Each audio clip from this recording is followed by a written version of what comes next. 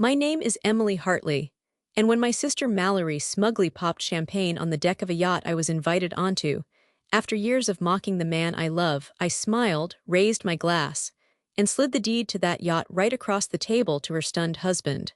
"Careful," I whispered. "It's in Andrew's name now." You should have seen her face. "Tell me, where are you watching from? Drop your city in the comments. I want to know who else out there has ever tried to bring someone home, only to watch your family tear them down like sport." Let's talk about what happens when quiet dignity fights back. It was Sunday brunch, early spring. The jasmine outside our family's Lowe's Angels bungalow was blooming so thick, the scent followed you into the kitchen. Sunlight spilled over the eggs, and fresh croissants my mother barely acknowledged as I stood at the head of the table, heart pounding. "I'd like you all to meet my fiancé, Andrew," I said, lifting my glass with trembling hands. "He comes from an aristocratic family. He's kind, brilliant, and more than anything, I want you to make a good impression." Mallory and Jade, my older sisters, didn't miss a beat. Mallory tilted her mimosa toward me with that glittering smirk I'd known since we were kids. "A prince, huh? Will he arrive on a unicorn?" Jade snorted. "Or just in a golden carriage pulled by trust funds?" They laughed. Loud, publicly. Like it was hilarious that someone like me, quiet, practical Emily, the youngest daughter with an underwhelming wardrobe and a job in nonprofit logistics, could land someone they hadn't even managed to Google stalk yet. I glanced toward my parents, praying for support. My father focused on buttering his toast like it was brain surgery. My mother blinked slowly, then said nothing. And just like that, my throat tightened. "He's flying in next weekend," I added, trying to salvage the moment. "I thought we could have dinner here, just us, casual, welcoming." Mallory raised a brow. "What does he even see in you?" That one stung more than I expected. "I don't know," I said lightly, though I did. Maybe I asked him a question without looking at his watch. They laughed again. Louder this time. I stared down at my empty plate, cheeks hot.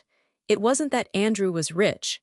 It wasn't even that he came from old money and wore second-hand denim like it was Armani. It was that he never led with it. And I knew, deep in my gut, that this family, my family, would smell that modesty and rip it apart like blood in the water. I'd spent years learning how to blend into their chaos, their judgments, their sharp tongues. But Andrew, he was untouched by their brand of venom. I wasn't sure that would make him immune, or just an easier target. I looked up and smiled tightly. "So next Saturday, 6 p.m., just dinner, one night." "Sure," Jade said, twisting her napkin. "Can't wait to meet the royal boyfriend. Does he bow or curtsy first?" My mother finally sighed. "Well, just don't expect too much, Emily. Not everyone fits in." I couldn't breathe, I couldn't speak, but I nodded. And as I cleared the table, while they debated where Mallory should host her next influencer brunch, I knew one thing. I had 1 week to protect the man I loved from the family I was born into, and I wasn't sure which one would win. That evening, after the brunch disaster, I found myself staring at the crooked family photo above my parents' mantel. Us 5, 10 years younger, smiling in matching holiday sweaters. The kind of lie you hang up and pretend is still true. The kitchen smelled like overripe bananas and something scorched, maybe the remains of Jade's post-yoga protein experiment. My mother stood at the counter, absent-mindedly slicing apples while scrolling through her phone. Her reading glasses sat low on her nose, and the slight lift of her eyebrow said "not now" before I even opened my mouth. Still, I tried. "Mom," I began, my voice soft but deliberate. "About Saturday," she sighed. "Emily, you already said your piece this morning." I stepped in further, twisting my fingers together. "I know, but I want this to go well. He's important to me. Could we maybe have real plates? Maybe set the table, something that feels welcoming." She didn't look up. "We'll do what we can." Something in her tone felt like a door closing slowly in my face. Not quite slammed, but final enough. "Just please," I said, trying again. "Can you talk to Dad about maybe helping out a little? It's only one night." That's when I heard the familiar shuffle of slippers across the tile. My father stepped into the room, newspaper tucked under his arm like always, and gave me a weary glance. "Help out with what?" I turned to him. "Just making dinner nice. For Andrew. Something simple but thoughtful." He pulled a glass from the cabinet and poured himself water from the fridge. "Emily, we're not hosting the Queen of England. Let's not waste money on a show." "It's not a show," I said quickly. "It's just being decent." He took a slow sip, then shrugged. If your fiancé's as rich as you say he can buy us a proper dinner, why should we put on airs? My mother let out a short breath through her nose, half a laugh, half a scoff. Maybe he can bring his own caviar. I stood there numb. I never said he was bringing anything. I just want you to treat him with the same respect you'd expect for yourselves. My father dropped his newspaper on the table, the thud louder than necessary. Respect has to be earned, Emily. We don't roll out red carpets just because you met someone with a fancy last name. And we're not going to pretend this family is something it's not, my mother added, finally looking at me over her glasses. We are who we are. If that's not enough for him, maybe he's not for you. I bit down hard on the inside of my cheek. I should have expected this. My family didn't do warm receptions or soft landings. They did sarcasm and tough love, except love was feeling increasingly absent from that formula. Fine, I said, my voice catching slightly. Just try not to embarrass me, please.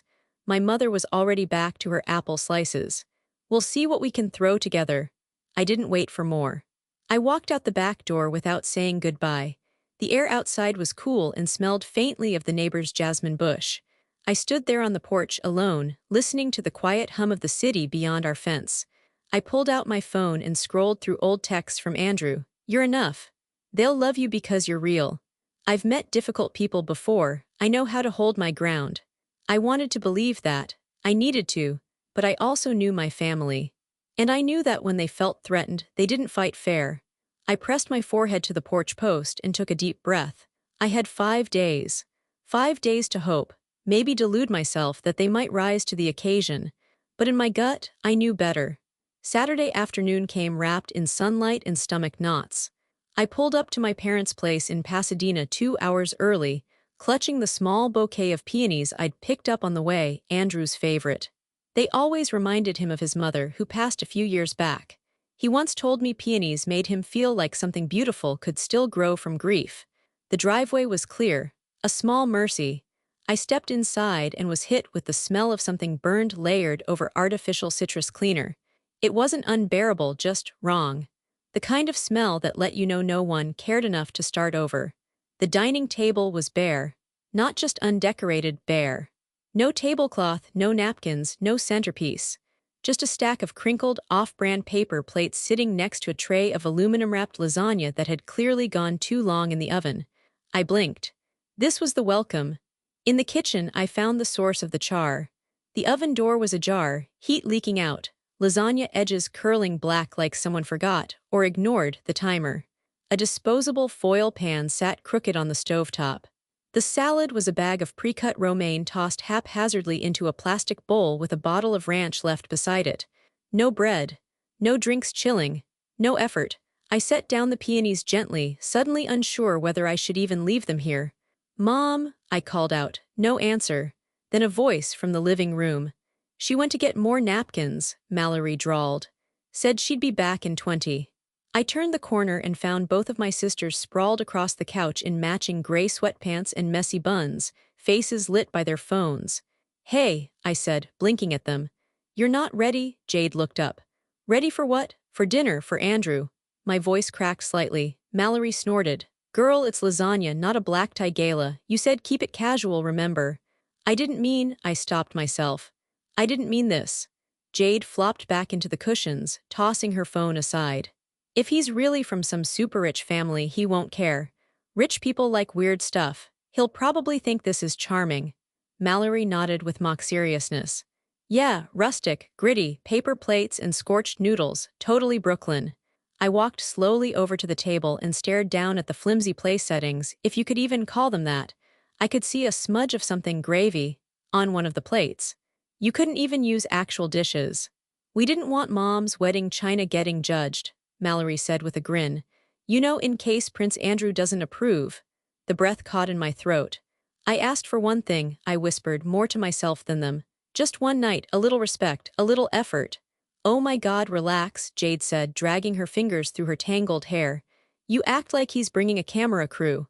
Mallory stretched and yawned. "You should be thanking us. If he can survive this, he's a keeper." I stared at them both. "You're deliberately trying to embarrass me." Mallory blinked. "No, if we wanted to embarrass you, we'd be wearing tiaras and reading his bank statements aloud." Or asking for yacht rides, Jade added with a cackle. A car pulled up outside. I heard the tires on the gravel and the hum of an engine winding down. Andrew. I felt my stomach drop through the floor. Panic fluttered up in my chest as I turned to the mirror in the hallway and checked my reflection. At least I had dressed up, modest floral dress, soft waves in my hair, the earrings he gave me last Valentine's Day. My sisters remained on the couch, legs tucked under throw blankets, unmoved. You're really not going to change? Jade shrugged. He's not my fiancé. I wanted to scream. To cry, to run out the door and meet Andrew on the lawn and tell him not to come in. That it was all a mistake, that I didn't want him to see this version of my life, that I had tried. But there wasn't time. The doorbell rang, and all I could do was stand in the doorway, heart thundering as my world cracked just a little more at the seams. The doorbell rang again, short, polite, unassuming. I stood frozen, one hand on the knob, the other clutching the edge of my cardigan like it might anchor me. My heart pounded so loud I almost didn't hear Mallory's muttered, "Well, the royal procession has arrived," from the couch behind me. I inhaled once, twice, then opened the door. And there he was. Andrew, tall and calm as ever, stood at the threshold, holding a bicycle helmet in one hand and a modest bouquet of peonies in the other. He wore jeans. Simple, slightly faded. A crisp, short-sleeve button-up with the sleeves rolled just enough to show his forearms. No cufflinks. No gold watch. No logo. Just Andrew, sun-warmed, wind-tousled, and utterly out of place on this street at this door in this moment. "Hi," he said, eyes lighting up the second he saw me. "You look beautiful," I blinked. "You biked here," he grinned, breath just a little uneven. Traffic on the 210 was miserable. I parked in Old Town and figured Pasadena's flat enough, right? Somewhere behind me I heard Jade choke on a laugh, but Andrew didn't flinch. He stepped forward and offered me the flowers. "They reminded me of you," he said simply. "Kind, a little soft, the kind that make people pause." My throat tightened. I took the bouquet. "Thank you, they're perfect." He stepped inside as I gently closed the door behind him. "Hi," he said warmly, scanning the room. "I'm Andrew." Mallory looked up from her phone, barely masking a smirk. "We gathered." Jade didn't bother standing. "Cool entrance, didn't know you were into Tour de Fiancé." Andrew laughed, genuinely. "Only when it's 90 degrees and parking's a nightmare." He held out a hand. "You must be Jade," she blinked. "Have we met?" "No," he said, still smiling. "But Emily talks about you." Expression faltered for half a second before she reluctantly shook his hand. He turned to Mallory. "And you must be the brunch queen." Mallory raised an eyebrow. "That sounds vaguely threatening." He chuckled. "Not at all. Emily says you know every rooftop in LA. "She talks about me?" Mallory asked, squinting slightly. "All the time," Andrew said, settling onto the edge of the couch like he wasn't standing in a field of emotional landmines. "You two were her world growing up." I swallowed hard. He made them sound like royalty, like saints, and they didn't know what to do with that. A moment later, my father entered from the hallway, fresh from his post-lunch nap. He eyed Andrew's attire first, then the helmet still dangling from his fingers. My father crossed his arms. "So no limo today?" Andrew didn't miss a beat. "Only when I have to impress strangers. For family, I prefer being human." There was a pause. Then shockingly my father's lip twitched. Almost a smile. "Fair enough," he said. My mother reappeared next, slightly winded, carrying 2 packs of floral napkins and an expression of mild surprise at finding Andrew already inside. She scanned him up and down, plain clothes, bicycle helmet, humble flowers, and something in her eyes dimmed. I could read it like a billboard, "This is him." Andrew approached her with that same easy composure and extended his hand. "You must be Emily's mom," he said. "I've been looking forward to meeting you." She took his hand with hesitation. "I expected someone taller." His smile didn't falter. "Don't worry, I make up for it in patience." That earned a blink from my mother, maybe even a sliver of respect. Andrew walked over to me and gently brushed a strand of hair behind my ear. "You okay?" he asked, just for me. I nodded, unable to speak. Because somehow, despite the disposable plates, the burned dinner, the sweatpants parade, he was here. Calm, kind, unshaken. And then, with practiced grace, he turned to the room. "Shall we sit? I've been promised famous lasagna and biting wit. Let's not waste either." My sisters exchanged a glance. Mallory snorted first. "Okay, fine," she muttered. "He might not totally suck," Jade smirked. "Still weird, but I'll allow it," Andrew winked. Permission accepted. And just like that my panic eased by degrees. My shoulders dropped. My breath returned. They were testing him, and he passed without needing armor. I walked behind him toward the table, bouquet still clutched in one hand. No linen, no candles, just foil pans and plastic forks. But beside me was the one thing they hadn't expected. A man with nothing to prove and no fear of earning his place. Dinner was edible. The lasagna, blackened at the corners and lukewarm in the center, sat steaming in a disposable pan on the table. The salad wilted under the weight of thick, unshaken ranch dressing. The paper plates sagged slightly under each serving. Andrew, ever composed, sat between my parents like he'd been born into this setting, gracious, calm, and oddly at ease. I tried not to hold my breath every time someone opened their mouth. "So," my mother began as she refilled her glass with boxed white wine, "Andrew, what's in your trust fund?" The words dropped like a plate onto tile. I froze mid-bite. The clink of Jade's fork scraping her plate was suddenly deafening. Mallory leaned back, sipping her soda with an amused look. Andrew didn't flinch. "Well," he said lightly, "that depends on how you count wealth." My mother raised her eyebrows. "That's not really an answer." "I suppose not," he said, then turned to her with that signature Andrew ease. "But it's honest." Jade spoke up next, twirling her fork between her fingers. "So that's a no." I jumped in quickly, plastering on a smile that didn't quite reach my eyes.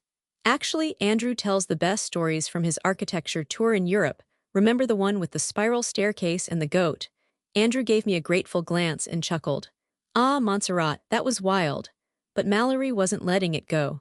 "So wait, no jets, no private chefs. Are we just gonna pretend he didn't show up here on a bicycle with grocery store flowers?" "Hey," Jade added, "they were peonies, that's practically a splurge." Andrew leaned back slightly, unbothered. "Fed private chefs. But honestly, Emily's lentil soup is better, don't tell my old nanny." That earned a brief laugh, even from my mother. I was about to change the subject again when my father finally spoke. "You know, I didn't grow up with much. My dad laid tile, Mom cleaned houses, and we had this rule: don't bring home someone who thinks they're better than the food on the table." Andrew nodded slowly. "That's a good rule." My father narrowed his eyes. "So tell me, are you better than this table?" Andrew didn't look at me, didn't blink. "No," he said, "but I am lucky enough to know what it means to sit at a table with people who matter." The silence that followed wasn't tense but thoughtful. Mallory scoffed and reached for more breadsticks. "You practice that in the mirror." "I don't need to," he said with a warm shrug. "I meant it." I tried to pick up the thread again. "Dad, remember when we got lost on the way to Yosemite and ended up in that tiny diner with the neon bear sign?" "Andrew and I passed through that town last month." My father blinked, caught off guard. "You went to Mariposa?" "Yeah," Andrew answered. "Had the same lemon pie, still burns your mouth and ruins your day." That surprisingly got a full laugh from my dad, but the calm didn't last. "So Andrew," my mother began again, her tone sugar-dipped and sharp, "you're not embarrassed by all this?" She gestured to the table with its disposable cutlery and warped lasagna. Andrew glanced around and then looked straight at her. "Embarrassment only happens when you expect something you don't get. I didn't expect anything but to meet the people Emily came from." Mallory muttered, "Poor guy doesn't know what he walked into." I folded my napkin carefully, fingers tightening around the corners. "Mallory, please," I said, my voice tight. "Can we just have one night where—" "Where what?" she shot back. "Where we pretend he's not out of place here. Emily, look at him." "I am looking at him," I snapped. "And you know what I see? Someone with more manners than anyone else at this table." The silence this time was heavy. No one reached for their forks. Andrew gently placed his hand on my knee under the table. "Emily," he said softly, "it's okay." "No," I whispered, glancing at him, "it's not," but he just smiled. "Families are messy," he said aloud. "Mine included. I don't expect perfection, just honesty." He lifted his glass of lukewarm water. "To lasagna, paper plates, and honest company." I hesitated, then raised my own. "To survival," I muttered, our glasses clinked. And somewhere behind the awkward silences and veiled jabs, I thought I saw my father smile again, just faintly. But the simmering tension wasn't gone. Not really. It lingered in the corners of the room, waiting. The leftover lemon bars had gone soggy. Mallory announced this with glee after poking one with her fork like it might bite her back. "No offense, Mom," she said, "but these taste like regret." My mother, halfway through stacking the empty paper plates, just shrugged. "They were on clearance." Andrew chuckled softly. "Dessert on a budget, my favorite." I gave him a tight smile, grateful as always for his effortless grace. He made it easy to pretend things were okay. But my body was already aching from holding that pretense so tightly. He reached under the table and gently brushed his thumb against the back of my hand. I looked at him, and he smiled the same way he had the first time we met, in that tiny bookstore on Sunset where I was arguing with the owner about a misfiled Virginia Woolf novel. Quiet, patient, sure. Andrew stood and pushed back his chair. "I should get going," he said, placing his cloth napkin, the only one on the table, beside his plate. "Already?" I nodded anyway. He turned to my mother. "Thank you for dinner." "To my father, sir." And then to my sisters with a teasing grin. "If the lemon bars ever recover, let me know." They didn't respond. I walked him to the door, bouquet still in the vase beside the entryway, the only thing in this house that felt remotely like us. At the threshold, he took my hands in his. "You were brilliant tonight," he said gently, kissing the back of one hand. "I'll call you tomorrow."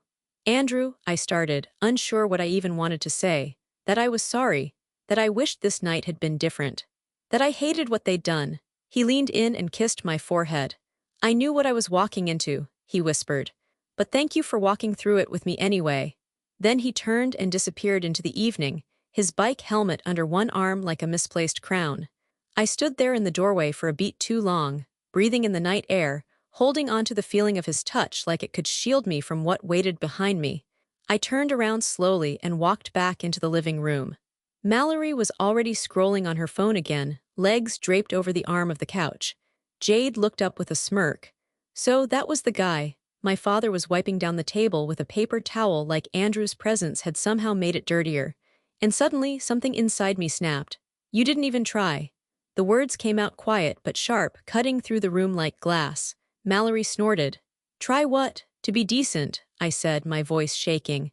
"To be respectful. Act like you mattered, like I mattered." My mother waved a hand dismissively. "Oh, Emily, stop, you're being dramatic." "No," I said, "I'm being honest." Jade crossed her arms. "So we're supposed to roll out a red carpet just because you brought home some guy who claims he's from old money but rides a bike and wears Target shirts?" "He's kind," I said through clenched teeth. "He's gentle, he listens, he treats people well, and you treated him like a punchline." Mallory laughed outright. "Come on, Emily. You brought this on yourself. All that build-up, he comes from aristocracy, make a good impression." What were we supposed to think? "I didn't ask for fireworks," I said. "Just manners," Jade scoffed. "Well, if he's so important, maybe he should have acted like it. No offense, but this whole humble millionaire shtick is tired. Like a movie character who turns out to own a mountain." My father chuckled low. "Fake rich fiancé, that about sums it up." And that was it. Tears stung my eyes. I turned before they could fall, heading for the hallway. I made it halfway before Mallory's voice followed me. "Next time just bring a guy who can afford real dessert." I didn't look back. I made it to the bathroom, locked the door, and pressed my hands against the counter to steady myself. The mirror didn't lie.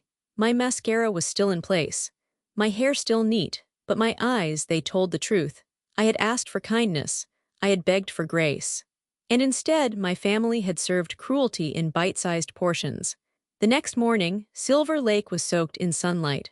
The lake's surface shimmered like glass, and the air smelled like eucalyptus and espresso. I sat at the corner table of our favorite cafe, where the baristas knew our names and never judged us for ordering dessert with breakfast, stirring my untouched coffee. I felt hollow. The type of hollow you can't sleep off or shake off. It had followed me from the bathroom floor of my parents' house straight into the sunrise. I had replayed every moment of the dinner a dozen times before dawn, my sister's laughter, my father's shrug, the mocking tone in Mallory's voice when she said fake rich fiancé. I don't know why I was still surprised. The door chimed. I looked up and there he was, Andrew, same simple jeans, same soft smile. A tiny curl at his temple from the bike ride over. He saw me, and his whole face softened. "Hey," he said, walking straight to me. "I got here as fast as I could, your text worried me."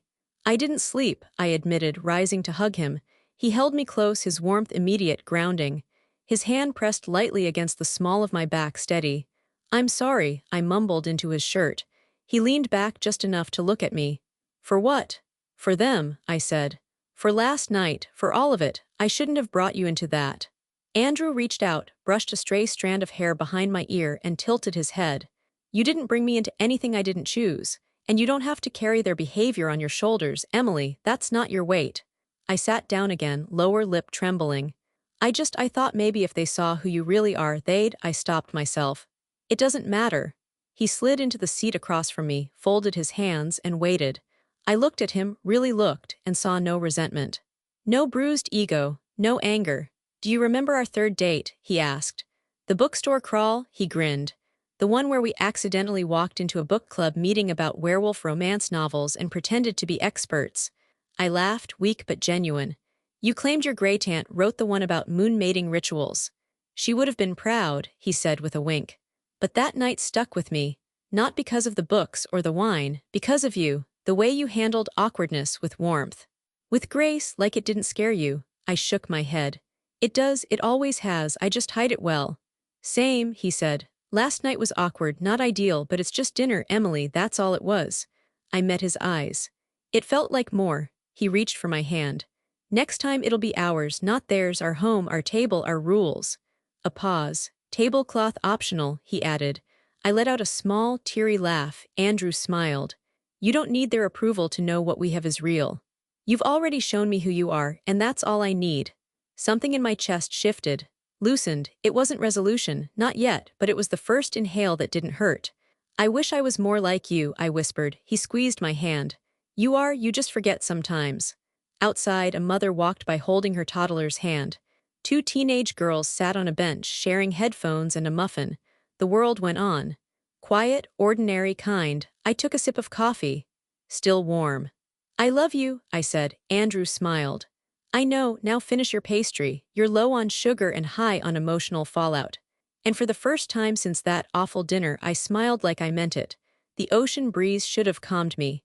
The rented beach house in Malibu was the kind of place we only booked once a year. White wood paneling, wide glass windows, and a deck that looked like it was stolen from a lifestyle magazine. But inside, it still smelled like my family. Expensive candles, loud voices, and that familiar mix of sunscreen and passive aggression. Mallory was turning 33 and acting like she was 25 again. The celebration had been planned months ago, and despite everything, I'd agreed to come. Because I always did. Because I was still trying. I smoothed down my dress as I stepped onto the back deck where the waves crashed below. Mallory and Jade were stretched out on loungers, sipping something pink and fizzy from oversized tumblers. My parents were inside, finishing off a charcuterie board like they hadn't eaten since 1998. I cleared my throat gently. So, Andrew's on his way, I said, hoping it sounded casual. Mallory didn't even open her eyes. Is he biking down the PCH or catching a ride on a pelican? Jade nearly spit her drink. God, Mallory. What? I'm just asking. Maybe we should leave out some trail mix and bottled water. They burst out laughing. I forced a smile. He's driving this time. Oh wow, Jade said, feigning awe. So we get a car upgrade. Mallory lifted her sunglasses. Does it have a roof, or are we still pretending humility equals nobility? My cheeks burned. You could just say you're looking forward to seeing him. Sure, Mallory said, twirling her drink. We're thrilled to hang out with your man of mystery. Can't wait for him to tell us how meaningful it is to cook your own beans. I turned away before they saw the sting in my eyes. It had been 2 weeks since the dinner at our parents' place. Andrew hadn't said much about it afterward. True to form, he didn't hold grudges, but I could tell there was a quiet ache behind his eyes when we talked about family now. He was willing to try again for my sake, but this was beginning to feel like sabotage. I walked down the short flight of stairs to the beach, pretending to check the tide while my phone buzzed in my pocket. Andrew, hey love, so sorry, something came up. I can't make it tonight, I'll be there early tomorrow, I promise. I stared at the message for a long time. The breeze picked up, tangling my hair around my face. Behind me I heard Jade's voice drift down. What's the holdup? Did Sir Andrew fall off his noble steed? Mallory laughed. Oh no, maybe his jet broke down. Or the yacht ran out of ethically sourced seaweed snacks. They laughed again, harder this time. I stayed facing the ocean. Let the wind cover the redness building in my eyes. Let the waves drown out the sound of them mocking the person I loved. The only person who'd ever made me feel safe and seen. He wasn't even here yet, and still, they were tearing him down. I took a shaky breath, then turned back toward the house. Let them laugh now. Tomorrow was still coming, and they had no idea what was sailing straight toward them. The next morning started soft and golden. For once, the house was quiet. No birthday playlist blaring from someone's Bluetooth speaker. No champagne corks flying at 10 a.m., just the hush of waves rolling up the beach and the distant squawk of gulls overhead. I sat on the edge of the deck, hands wrapped around a mug of bitter coffee, trying to gather myself. My mother was at the far end of the balcony, flipping through a magazine. My dad scrolled the news, one thumb swiping slowly. Mallory and Jade had just emerged, both in oversized sunglasses and post-party grumbles. Jade dropped onto the lounge chair next to me and yawned without covering her mouth. "Any word from your mystery man?" I didn't answer, just took another sip. Mallory appeared in the doorway, wrapped in a towel and still wearing last night's eyeliner. "Let me guess," she said, voice scratchy. "He's not coming again." My mother didn't even glance up. "I hope he has the decency to call this time." I stood without a word and walked to the edge of the deck, pretending to study the horizon. The air smelled like salt and citrus. Gulls floated above the water, circling lazily. Below, the private dock swayed gently with the tide, empty as always. Then something shifted. At first, I thought it was the wind picking up. A faint vibration in the boards beneath my feet. Then I heard it, the soft, unmistakable rumble of a powerful engine. It didn't sound like a fishing boat or a jet ski. It was deeper, smooth. I shaded my eyes and squinted toward the horizon. There, slicing through the glassy blue like something out of a dream, came a yacht. Massive, gleaming, white hull polished like marble. Sleek lines and silver trim that glinted like it had been forged in sunlight. 3 decks, flag fluttering, waves curling in its wake. It was breathtaking. Mallory stepped closer, squinting. "Is that coming here?" Jade tilted her sunglasses down. "No way, that's probably some tech guy from Ventura. Rich people love to show off." My dad stood now too, joining us at the railing. "Doesn't usually dock here, must have taken a wrong turn." The yacht moved deliberately, growing larger by the second. It wasn't lost. It was aiming straight for the private dock below us. My mother finally set her magazine down. "Who would be coming here in that?" I didn't say a word. I didn't move. Just watched as the bow cut through the water, smooth as silk, turning slightly, expertly, as it aligned itself with our dock. Then the engines idled down, the water around it rippling into stillness. A deckhand in a Navy uniform stepped out onto the lower level, tossing ropes and adjusting the ramp. He moved with quiet precision, like he'd done this hundreds of times. Mallory looked at me sharply. "Wait," Jade turned. "Emily," I didn't answer. My hand stayed wrapped around my coffee mug, but my fingers had gone still. From the corner of my eye, I saw my mother stand slowly. Then came the final sound. Thunk. The gangway lowered onto our dock. The deckhand adjusted his jacket and stepped back. And just like that, every conversation stopped. Every breath held. They all stared, silent, eyes wide as the sea itself. I allowed myself the smallest smile, because they didn't know it yet. But their day was about to change forever. The first person to step onto the dock wasn't Andrew. It was a deckhand, calm, precise, moving like the dock belonged to him. He checked the lines, nodded once toward the upper deck and stepped aside. Then Andrew appeared. He descended the steps as if time had slowed just for him. Crisp white suit, tailored, effortless, no tie, no flash, just clean lines and quiet confidence. Sunlight caught the watch at his wrist, not loud, not showy, exactly the kind of thing you'd never notice unless you knew what you were looking at. He stepped onto the dock, steady as stone, holding a neatly wrapped box tied with navy ribbon. "Good morning," he said pleasantly. No one spoke. Mallory's mouth opened, closed, opened again. Andrew's eyes found mine immediately, warm, familiar, reassuring. "You didn't think I'd miss this," he said softly, then turned to the group. "Mallory," he continued, stepping forward and holding out the gift. "Sorry for the delay, happy birthday." Mallory stared at the box like it might explode. What is this?" "A small thing," Andrew said. "I hope." Jade finally found her voice. "Wait. This is your boat?" Andrew smiled politely. "Yacht technically, but yes." My father cleared his throat. "You arrived on this," Andrew nodded. "Traffic was better by water." My mother pressed a hand to her chest. "This is quite unnecessary." Andrew tilted his head. "Is it? I was invited." Mallory took the gift, hands trembling slightly. "So you weren't delayed?" "I was," he said calmly. "Business ran long. I didn't want to rush this." Jade laughed once, sharp, disbelieving. "You let us think." I let you think what you chose to think, Andrew replied gently. Silence fell again. Then Mallory peeled back the ribbon and opened the box. Inside sat a delicate gold bracelet, elegant, understated, unmistakably expensive. Mallory swallowed. This is real, Andrew nodded. It's yours. She looked up at him, speechless. He turned to my parents. We're having lunch aboard if you'd like to join us. My father hesitated. All of us? Of course, Andrew said. Family. My mother glanced at the yacht, then at her coffee mug, then back at Andrew. We're not dressed for. There's no dress code, he said. Just curiosity. Jade muttered. I suddenly hate my outfit. Mallory laughed nervously. You're enjoying this, aren't you? Andrew smiled. I'm enjoying meeting you properly. He offered his hand to her first, then to my mother, then to my father. One by one, they stepped onto the gangway. As I followed, Andrew leaned closer to me. You okay? He murmured. I smiled, small, steady, sure. I told you, they don't know how to read quiet. He squeezed my hand. They're learning. Behind us, the deckhands waited. Ahead, the yacht gleamed open, inviting, undeniable. And for the first time, my family walked into his world without a single joke to shield them. The dining salon was more beautiful than anything my family had ever stepped into, at least without an admission ticket. White linen tablecloths stretched across polished oak. Floor-to-ceiling windows opened onto sunlit ocean. A soft breeze carried the scent of citrus and salt, and the gentle hum of the engines was so subtle you could almost believe the yacht was floating still in time. Andrew had arranged everything.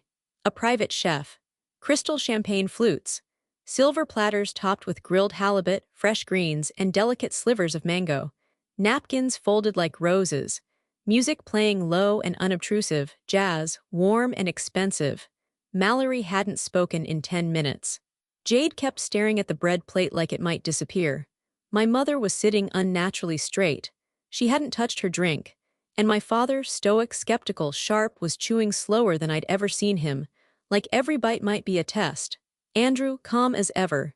He sat beside me, quietly asking if I had enough water, if I liked the wine, if the chair was comfortable. Every gesture said, "You're safe here." I glanced across the table and caught Jade mouthing something to Mallory. Mallory mouthed back, "It's real." It was the first honest moment between them I'd witnessed in years. The waiter came around with champagne, filling glasses with practiced grace. Andrew turned slightly, and I thought he was about to say something casual, some anecdote or toast. Instead, he stood. And then he stepped around the table. I blinked. "Andrew," I said softly. He didn't answer, just reached into his pocket and knelt beside my chair. The room froze. Mallory's fork hit her plate with a loud clink. Andrew looked up at me with eyes that never wavered, and a smile that carried none of the showmanship my family always expected from wealth.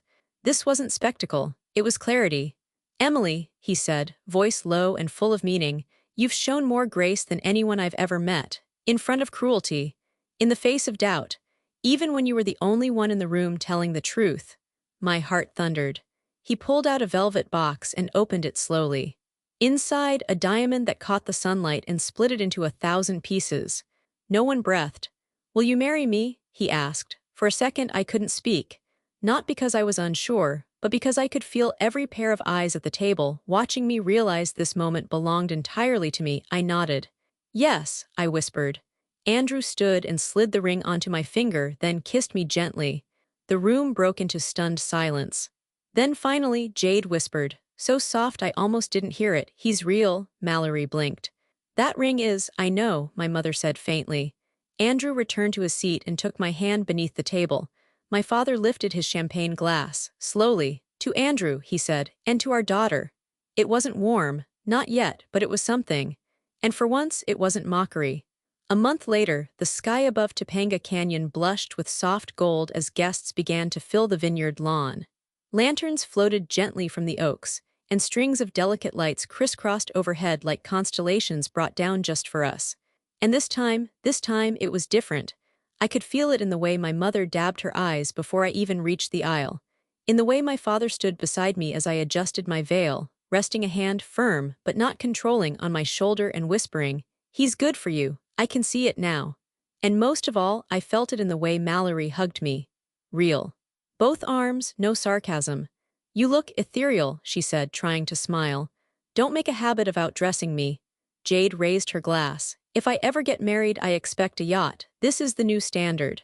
Andrew was waiting for me beneath a wooden arch wrapped in peonies, his favorite, and in that moment he looked at me the same way he had on the yacht in front of everyone, like he saw me clearly and still chose me. Every time. The ceremony was perfect. We kept it simple. Honest vows. Warm sunlight. A breeze that didn't muss my hair too much. When Andrew kissed me, the applause felt more like a sigh of relief from everyone who finally understood what we were fighting for. Dinner was served on real china. The toasts, shockingly, brought no embarrassment, only laughter, some tears. Even Mallory stood up, champagne in hand, and said, "I judged you too quickly, Andrew. I think we all did. But you never gave up on her or on us. That says more than money ever could." Jade added, "For the record, I still think it's unfair that you're hot, rich, and humble. One of those should have flopped." Laughter rippled across the lawn. I exhaled slowly, soaking it in. Peace, at last. The band played our song just as the sun dipped beyond the hills, and Andrew pulled me onto the dance floor, spinning me once with his hand resting gently on the small of my back. "You're glowing," he whispered. "You're not so bad yourself," I murmured. I felt light. Like every weight I'd carried through the long, bitter road to this moment had quietly lifted, one sarcastic toast at a time.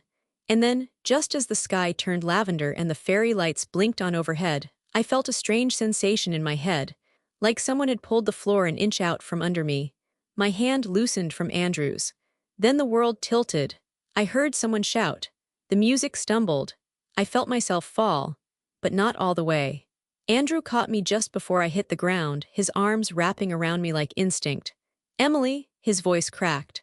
"Emily, hey, stay with me." Guests crowded in, their joy replaced instantly with alarm. I tried to speak, but my lips barely moved. A rush of footsteps. My father yelling for a doctor. My mother kneeling beside me, suddenly pale. I drifted, not quite unconscious, but not fully awake either. In the middle of our perfect night, everything shifted. But even then, wrapped in Andrew's arms, surrounded by chaos, I wasn't afraid. Because this time, I wasn't falling alone. I opened my eyes to the soft hum of conversation and the sterile brightness of a white canopy tent. Not a hospital, thank God, but the emergency station the venue had tucked near the vineyard's edge, hidden by a curtain of jasmine. I was lying on a cushioned bench, a cold cloth pressed gently to my forehead, and Andrew, my husband, knelt beside me, worry carved deep into every line of his face. He whispered, "You're awake." I tried to sit up, but a firm hand on my shoulder guided me back down. The doctor, a kind-faced woman with a stethoscope hanging around her neck, smiled reassuringly. "You gave everyone quite a scare," she said. "But you're okay." Andrew still hadn't let go of my hand. "What happened?" "She was fine 1 second and then she fainted," the doctor said simply, checking my pulse again. "Stress, adrenaline, and maybe forgetting to eat more than a bite of salad, but mostly," she paused. "Mostly," she said with a smile, "you're pregnant." The words echoed louder than I expected in such a quiet space. I blinked. I'm what? Pregnant," she confirmed gently. "Just barely, maybe 5 or 6 weeks, but everything looks perfectly normal." I stared at her, stunned. "That can't be." "I mean, we weren't even, well, maybe we were," but Andrew let out a sound between a laugh and a sob.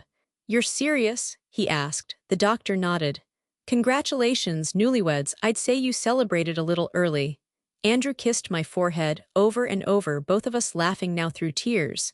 It wasn't how I imagined this moment, but somehow it was perfect. A moment later, the tent flap opened. My mother rushed in first, still in her slate blue gown, her heels clicking across the tile as she nearly tripped in her haste. "Oh my God," she breathed. "Emily, are you?" "I'm okay," I said quickly.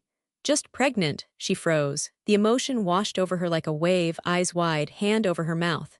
And then, for the first time in years, she knelt beside me and pulled me into a hug. No criticism, no correction, just warmth. Tears clung to her lashes. "You're going to be a mother," she whispered. "My baby is having a baby." Behind her came Jade, wide-eyed, followed by Mallory, who looked like she'd just been slapped with glitter. "You're what?" Jade gasped. "Since when?" Mallory blinked. "Wow, you really are the main character." We all laughed. Even my dad, who stepped into the tent, gave Andrew a quiet, odd nod. For the next few minutes, the vineyard faded away.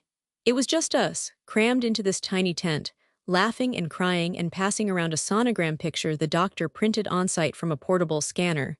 I couldn't stop looking at it. barely a dot, a flicker of beginning, but it felt like the whole world. As the sun began to set, we stepped back outside. The party had mellowed into candlelight and soft music. Guests clapped when they saw us again, and someone whispered, "She's okay," which rippled like a breeze through the crowd. But my eyes were only on one thing: my family.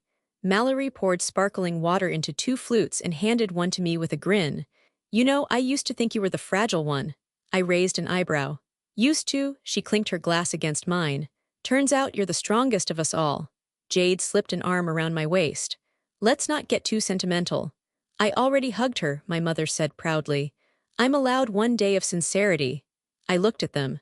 Really looked. These were the same people who had mocked my relationship, dismissed my love, and belittled my fiancé before ever knowing him. But now they were here. And not out of guilt or show, but love. Earned. And for the first time in my life, I didn't need to fight for their respect. I already had it, on my own terms, with my own family beginning inside me. And as I leaned against Andrew, watching lanterns glow softly over the vines, I knew I hadn't just survived them. I'd rewritten the story completely.